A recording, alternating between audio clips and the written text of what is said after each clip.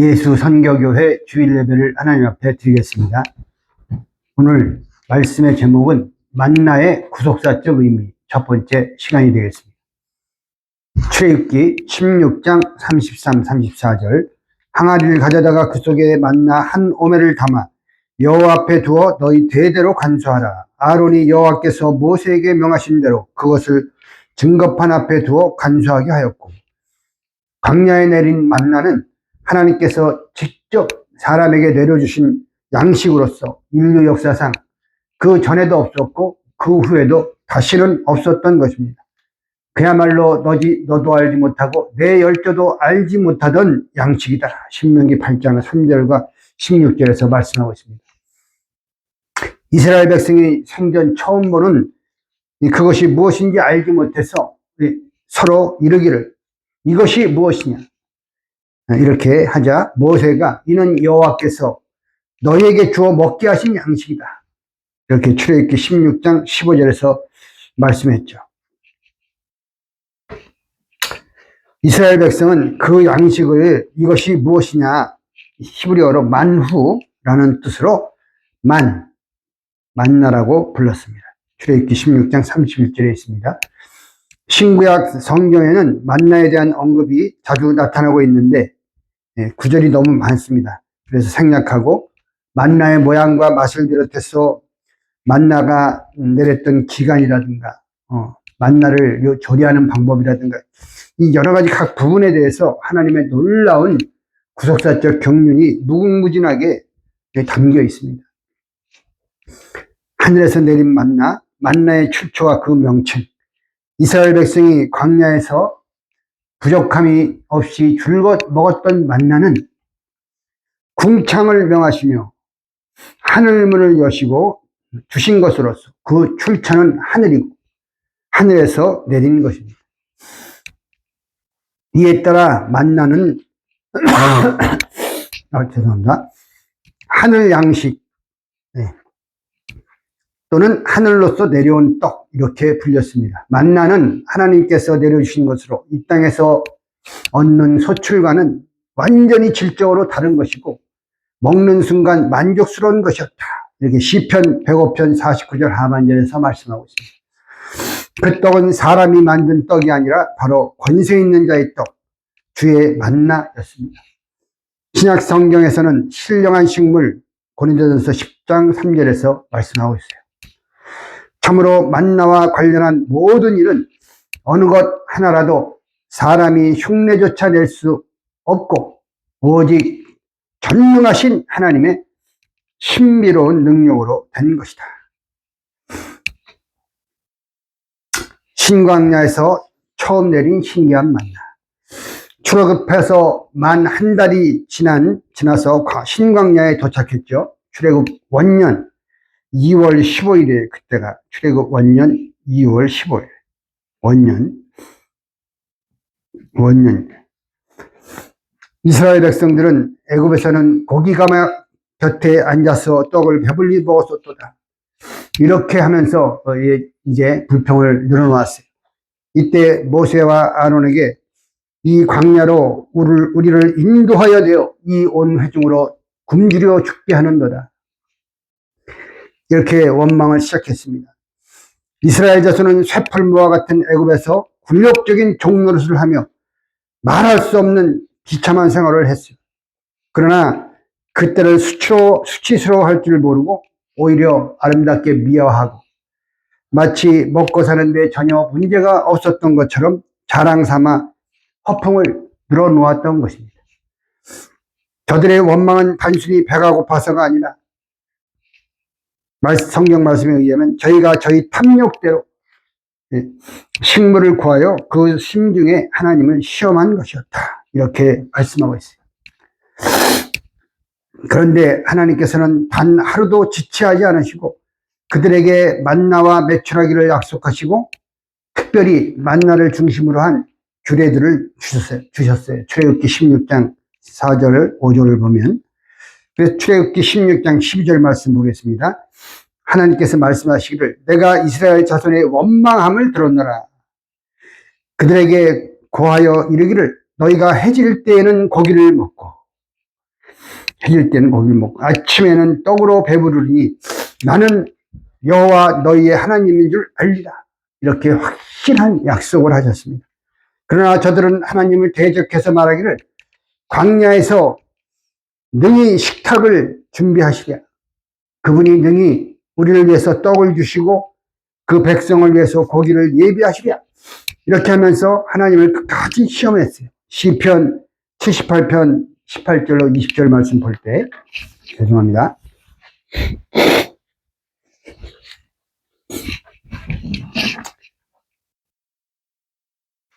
세 번째는 만나가 내린 기간 39년 11개월입니다. 정확하게 만나는 광야라는 한정된 장소에서 한정된 기간 동안만 내린 하늘 양식이었습니다.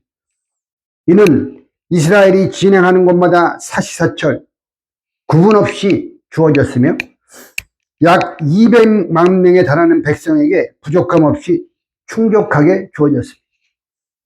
만나가 내린 첫날은 신광야에 도착한 날 출애굽 원년 2월 15일에 그 이튿날 2월 16일이었어요. 즉 출애굽한 지 한 달 후부터 만나가 줄곧 내린 것이죠. 만나가 마지막으로 내린 날은 출애굽 제41년째 주전 1406년 1월 15일이에요. 이스라엘이 가나안 땅에 들어가서 6월절 1월 14일 날 6월절을 지켰고 6월절 이튿날 1월 15일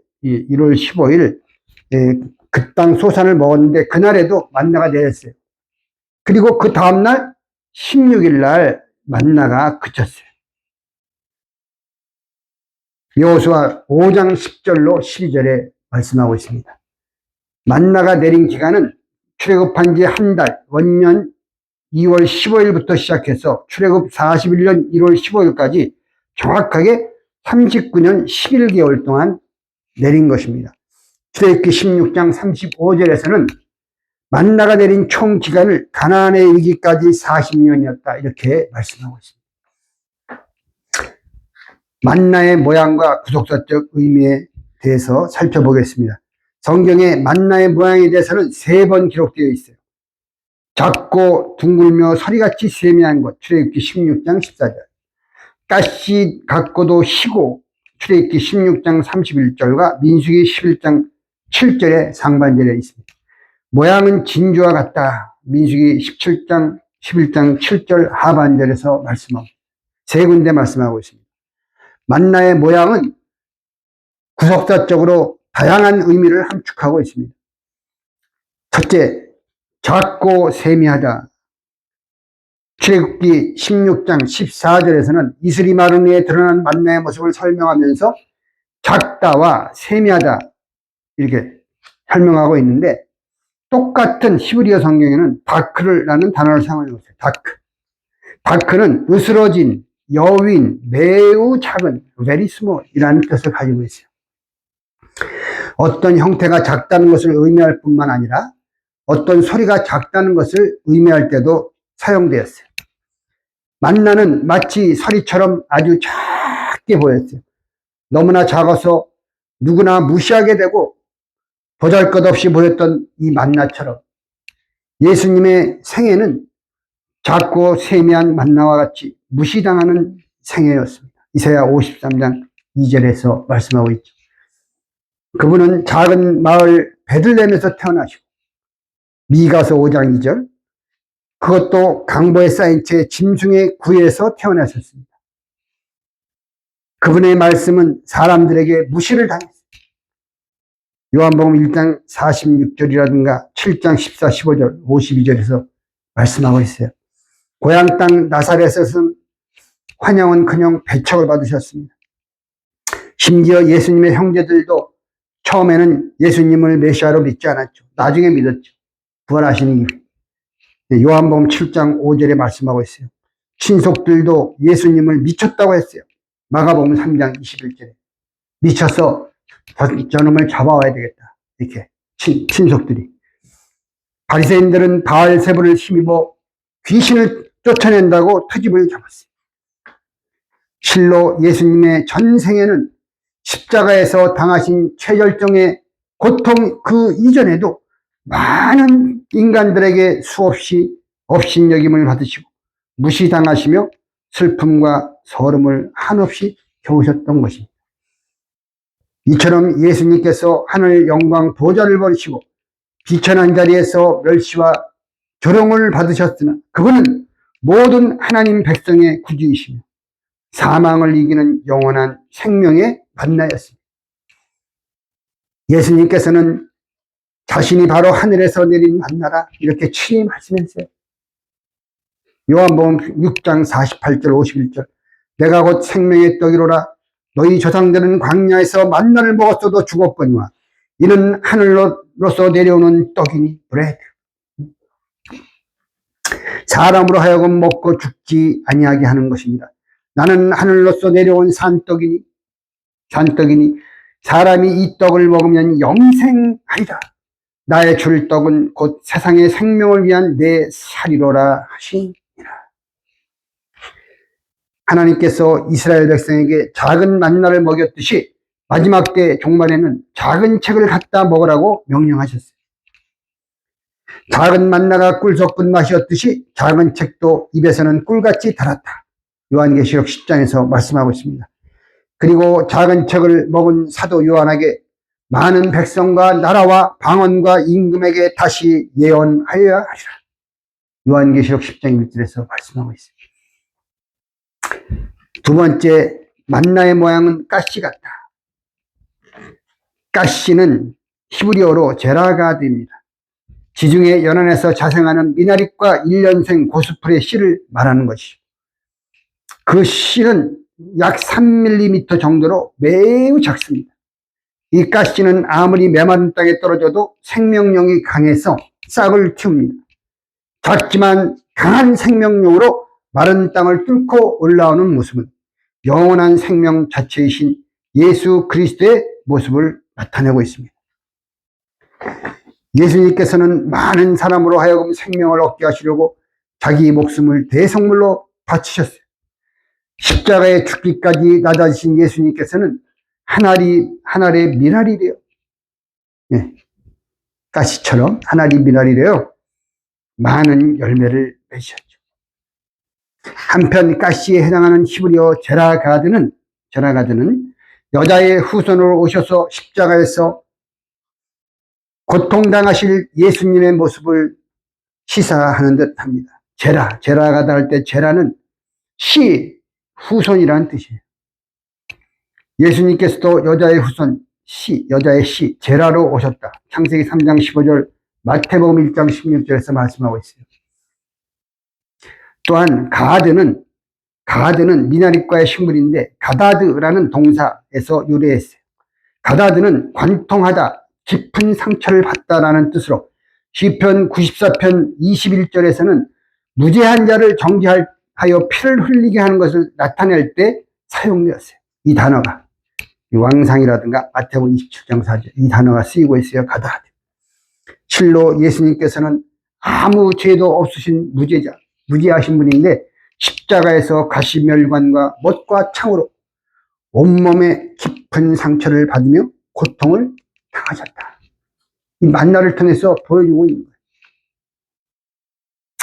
세 번째 만나의 모양은 둥글었어요. 둥글다에 해당하는 히브리어는 하스파스인데 NASB에서는 이를 a fine flake-like thing, 얇은 조각과 같은, 이게 정확하게 히브리어를 정확하게 표현한 거예요. 번역한 것이죠. 갈대아어에서는 껍질을 벗기다, 벗겨서 떨어지다라는 의미로 쓰였는데 마치 여러 겹으로 된 둥근 양파가 하나씩 벗겨지는 모양을 나타냅니다. 또한 우가리트어에서는 이 단어가 하사프와 같은 의미로 사용됩니다. 히브리어 하사프인데 하사프는 나무 껍질을 벗기다, 치마를 벗기다, 옷을 벗겨 적신이 되게 하다 이러한 뜻을 가지고 있습니다. 70인경에서는 하사프가 아포칼립토로 번역될 때가 있습니다. 여기 참고 구절이 있어요. 아포칼립토는 헬라어 아포칼립토는 계시하다, 벗기다, 밝혀주다 이러한 뜻으로 신약에서 동사로 26번, 명사로 18번 사용되었어요. 영원한 생명에 만나러 오신 예수님께서는 껍질을 벗겨 실체를 드러내듯이 천국의 비밀을 드러내셨습니다. 마태복음 13장 11절 34, 35, 누가복음 8장 17절 참고하시기 바랍니다.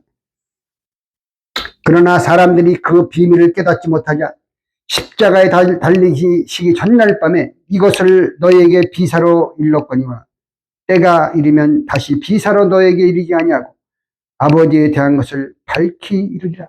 요한복음 16장 25절에서 예언하셨어요. 요한계시록 2장 17절에서는 이기는 자에게는 감추었던 만나를 주신다 약속하고 있어요. 여기서 감추었던에 쓰인 헬라어 크립토는 감추다, 숨기다라는 뜻 외에 비밀로 하다, 은유로 하다. 비밀의 비밀. 그렇기 때문에 친한 친구, 아주 친한 친구 사이 외에는 비밀을 대주지 않죠. 마지막 종말에 이 비밀은 감췄던 만나는 하나님과 친밀한 자에게만 주어지는 거예요. 비밀로 하다. 이러한 뜻이 있어요. 이 말씀대로 세상 마지막 때에는 하나님의 말씀이 점진적으로 밝히 알려지게 될 것입니다. 할렐루야.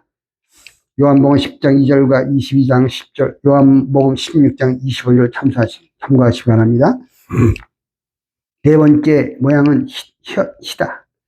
희고에 해당하는 히브리어는 라반인데 투명하고 밝고 빛나는 것을 의미하는 거예요. 즉 만나는 순수하고 순결한 식물입니다. 네. 흰색은 구속자적으로 특별한 의미를 가지고 있습니다. 첫 번째 흰색은 예수 그리스도의 무죄하심을 나타내는 것이죠. 네. 고린도후서 5장 21절 하나님이 죄를 알지도 못하신 자로 우리를 대신하여 죄를 삼으신 것은 우리로 하여금 저희 안에서 하나님의 의가 되게 하려 하십니다. 얼마나 감사한 일입니까? 히브리 4장 15절에서도 우리에게 있는 대제사장은 우리 연약함을 체휼하지 아니하는 자가 아니요 모든 일에 우리와 한결같이 시험을 받은 자로되 시험을 얻었습니다. 그래서 예수님께서도 이 땅에 오셔서 온갖 병을 다 앓으셨다고 우리가 많이 배웠잖아요. 시험을 받은 자로되 죄는 없으십니다. 요한계시록에 나타난 예수님의 모습은 그 머리와 털의 희기가, 이 머리털의 희기가 양털과 흰 양털 같고 눈 같으며 눈 같으며 그의 눈은 불꽃 같았다 말씀하고 있어요. 예수님께서 재림하실 때는 흰 구름을 타고 오신다. 요한계시록 14장 14절에서 말씀했죠. 심판하러 오시는 예수 그리스도께서는 주의 재림주죠. 재림주는 흰말을 타고 오시며 계시록 19장 11절 하늘의 군대들이 그 뒤를 따르는데 그분들도 희고 깨끗한 세마포옷을 입고 흰말을 역시 타고 따릅니다. 요한계시록 19장 14절에서 말씀하고 있어요. 둘째 흰색은 구속사적으로 예수 그리스도로 말미암아 죄 씻음을 받았음을 의미하는 특별한 색입니다. 다니엘서에서는 많은 사람이 연단을 받아 정결케 되며 희게 할 것이다. 다니엘 11장 35절과 12장 10절에서 말씀했죠. 요한계시록 7장 13, 14절에서는 어린 양의 피에 그 옷을 씻어 희게 하였느니라. 이처럼 성도들이 입고 있는 흰 옷은 하나님께서 주시는 거룩함과 순결함을 상징하고 성도들의 옳은 행실을 나타냅니다. 요한계시록 19장 8절이죠. 종말의 성도들이 입어야 할 옷은 흰 옷입니다. 흰 옷.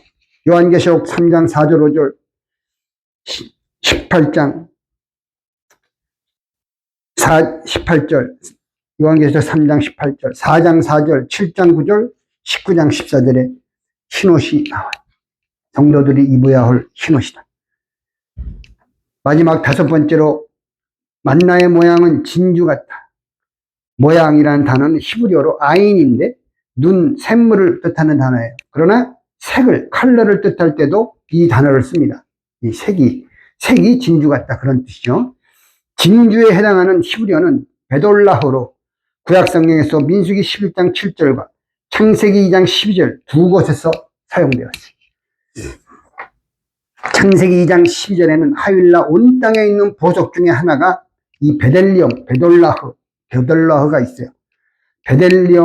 베돌라흐죠.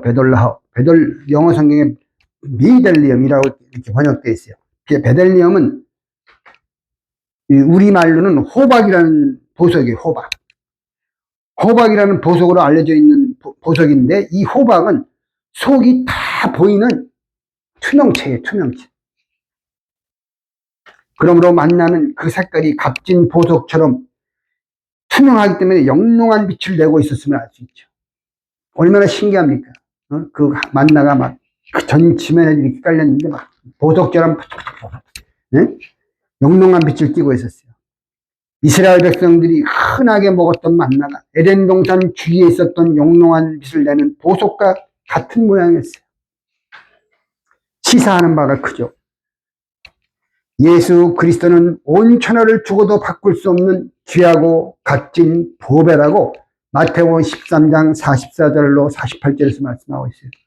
골로새 3장 2장 3절에서는 그 안에 예수 그리스도 안에는 지혜와 지식의 모든 보화가 감추어 있다. 이렇게 말씀하고 있어요. 보화, 트레저. 생명의 만나이신 예수님은 보화 중에 보화요.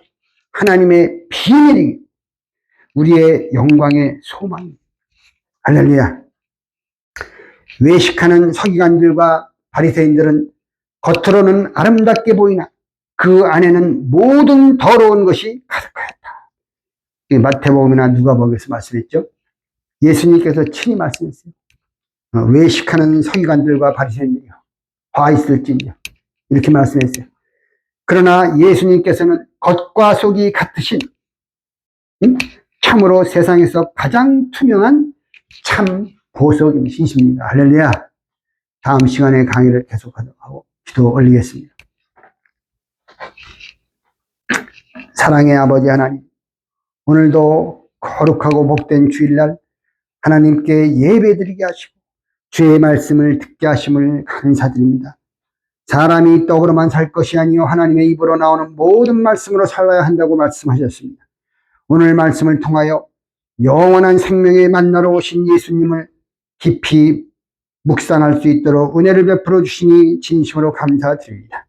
이스라엘 백성이 매일매일 내리는 만나가 없이는 메마른 광야에서 살아갈 수 없었듯이 저희들이 천국에 이를 때까지 예수님의 살로 허락해 주신 영원한 생명의 만나이신 주의 말씀을 날마다 먹음으로 광야 같은 이 세상을 잘 통과할 수 있도록 축복하여 주시옵소서.